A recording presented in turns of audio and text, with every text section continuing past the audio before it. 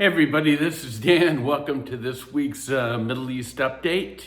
It is the end of the month, so it's April 30th, and we'll jump right into it. Just a reminder that this PDF PowerPoint behind me is available on the YouTube channel. Just click that link and it should show up for you. So our news bites this week.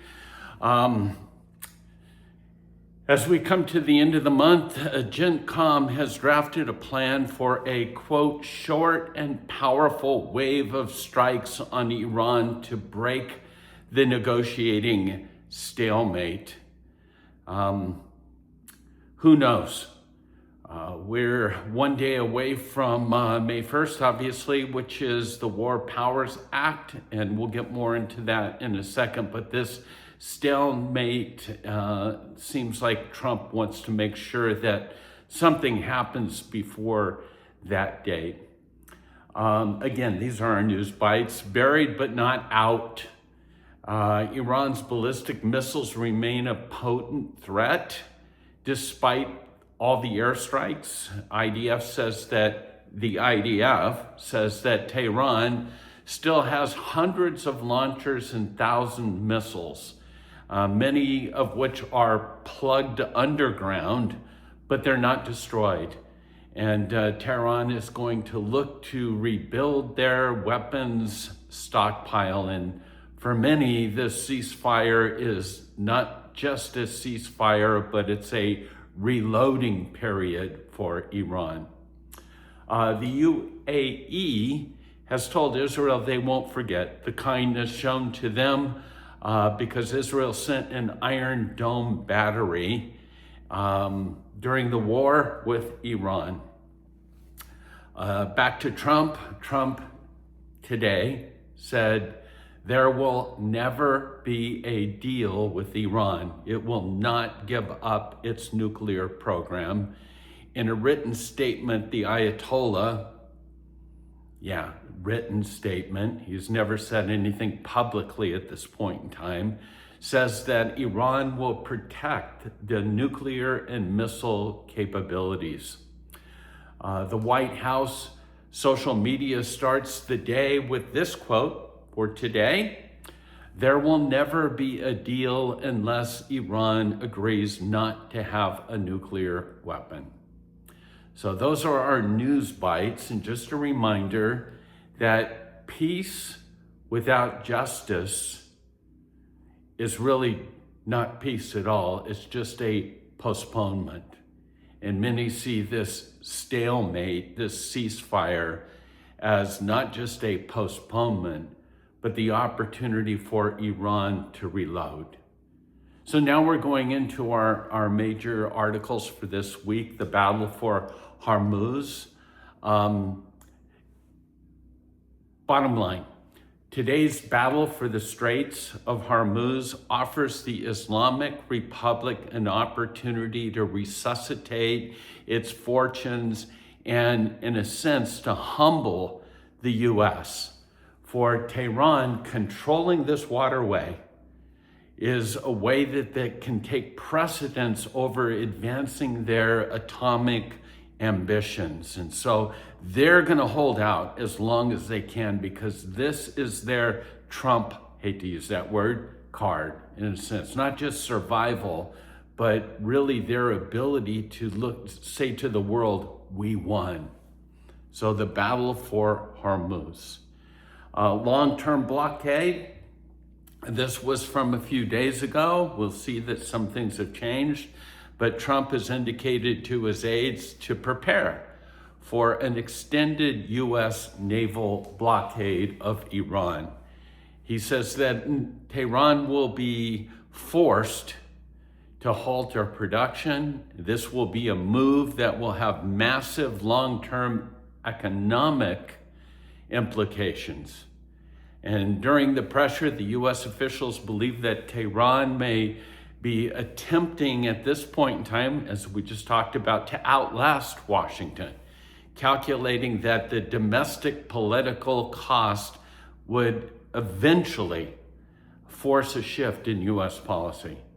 Those costs are already mounting. As we know, even in our country today, public opinion polls show that the war is increasingly unpopular, and the economic fallout from the higher energy prices has added political pressure on the White House, especially with the midterm elections just around the corner. And so today we just read that there may be new battle plans. Trump was slated to receive a briefing from CENTCOM, and they've drawn up plans for a, quote, short and powerful series of strikes on Iranian targets with the aim of pressuring Iran to give ground in negotiations. And one of the sources said that other options being readied include a takeover of parts of the Straits of Hormuz, to reopen it to commercial shipping in an operation possibly even involving a ground invasion of ground forces, boots on the ground, in other words.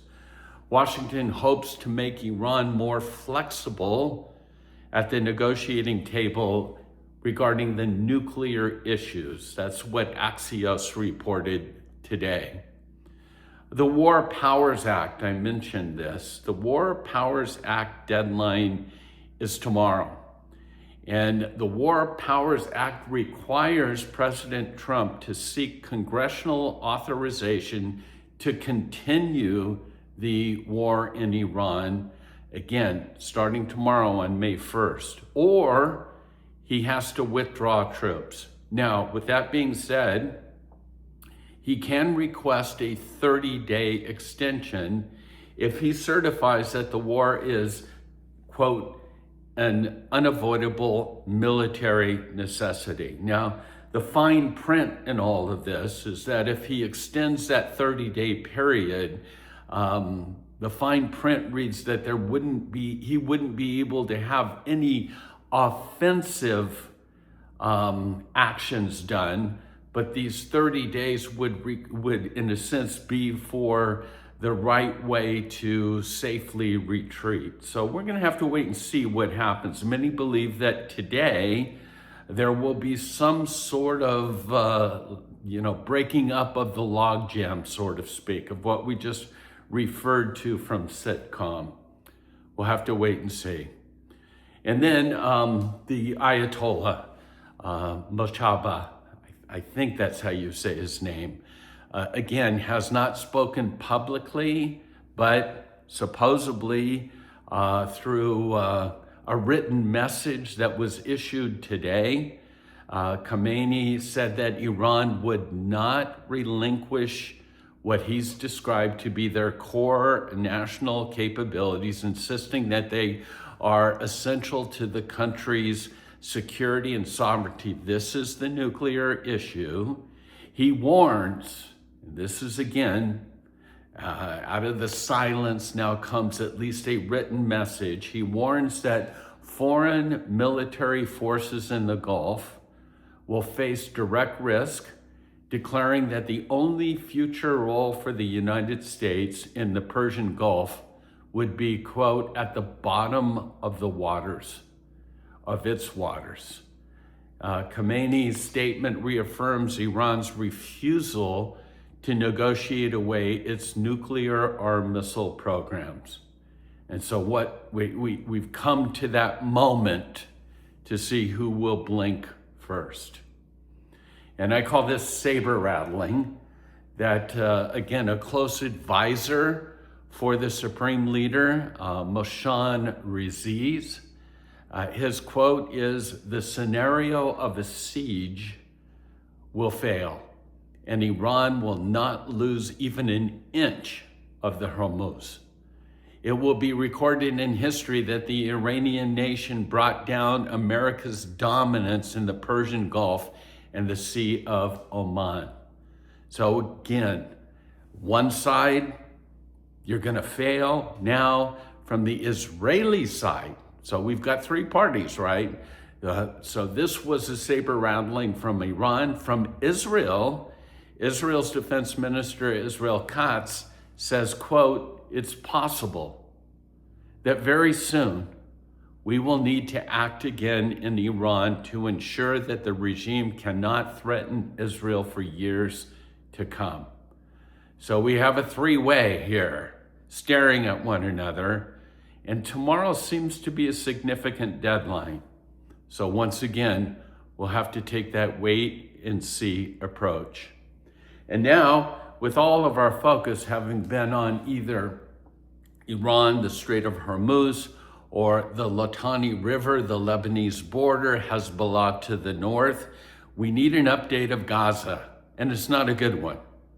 So 6 months after this ceasefire went into effect in the Gaza Strip, 6 months ago, Hamas remains firmly in power.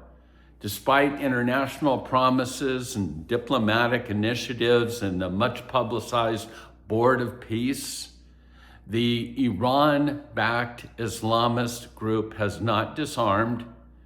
They have not relinquished control or moderated their behavior in any way. Instead, it appears it's using the ceasefire as an opportunity to entrench its rule, to regroup militarily, and to tighten its grip on the Palestinian population.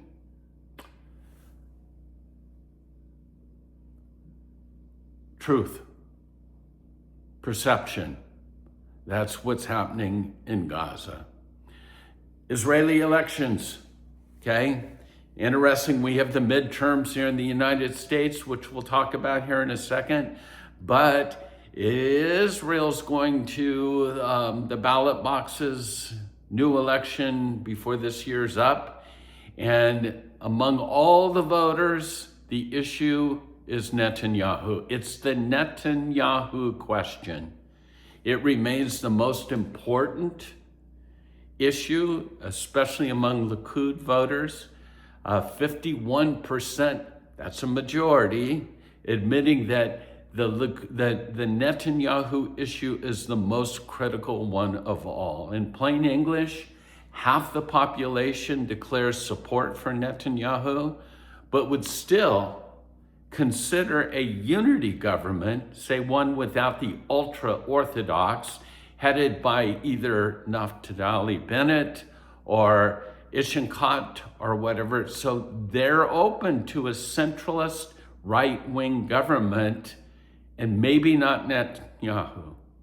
So again, that's what's taking place in Israel. Now here, US midterm elections, polls show that the Democrats are holding a sizable edge in the generic sort of ballots that are out there.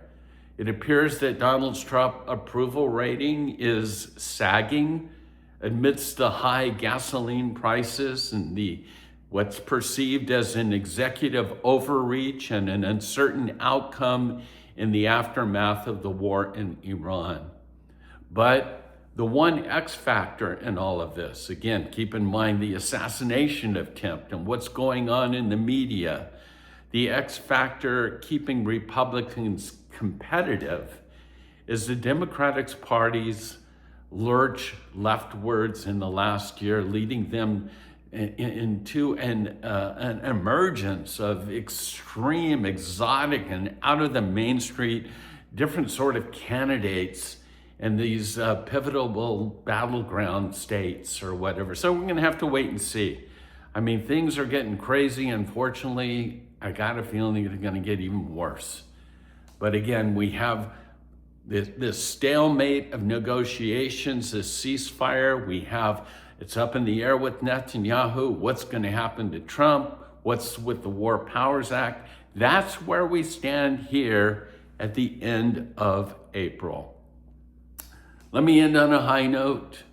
Saw a video of Netanyahu surrounded with a group of about 20 or 30 people. And he says, hey, here I am.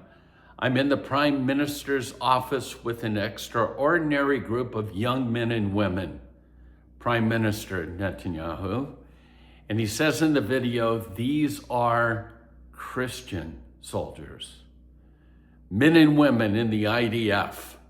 They fill all the important positions in our incredible military, and they do incredible work. I have to say that I am impressed by their personal stories and their commitment and their sacrifice and their achievements for the nation of Israel, for our country. Israel is one country in the Middle East where the Christian community is thriving. It's growing and it's expanding. And it's, as you can see, at least in the video, it's very successful with the incredible men and women of the IDF. And I salute you all. So that's our report for this week. God bless you. Remember, more than ever than before, it's time to take our prayers daily for the peace of Jerusalem, praying that Jewish eyes would be open to receive their Messiah, as well as for wisdom for both Bibi Netanyahu as well as Donald Trump, and praying for also the innocents in Lebanon, as well as in Iran. God bless you and shalom.